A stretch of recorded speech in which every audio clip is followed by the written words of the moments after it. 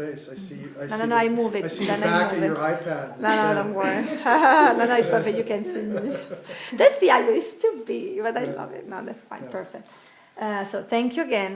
My pleasure, Paula. And so we're here with Paul, Vice President and General Manager of Intel Global Communication Group. So the first question is how your role changed in the last years, and what's the challenge for you in terms as a global communication manager for a great company like Intel? It's tempting to start that answer by saying, you know, that of course we're adapting to all the new techniques and channels of media out there, and we are. Okay, so that's one element of the change.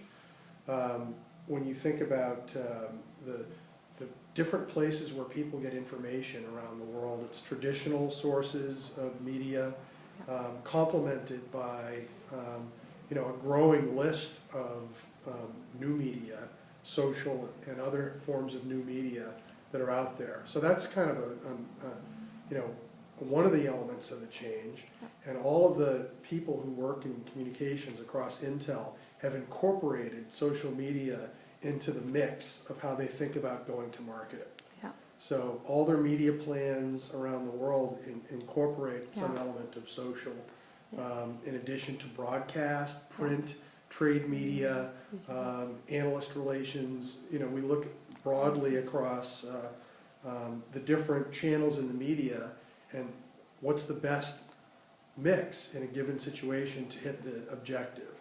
It might be different if you're aiming at a younger market, for example, with a certain thing, or a consumer market. You might actually need to go more on the business, you know, print media if you're trying to reach corporate decision makers or people on Wall Street or in the investment community. Wow. So it varies, the mix. And the example I like to give people is, you know about Bordeaux wine, right? Well, the beauty of Bordeaux is that it's a mix of grape. And in any given year, the genius of the winemaker is deciding how much Cabernet Franc or Merlot to add to the mix. And they know, based on the climate and the year and the weather and the, you know, the quality of the grape, that this would be the optimal mix this year. And when we approach our media situations around the world, we optimize the mix for the given situation, you know, and it varies. There's elements of social, there's elements. So that's just the first part of my answer.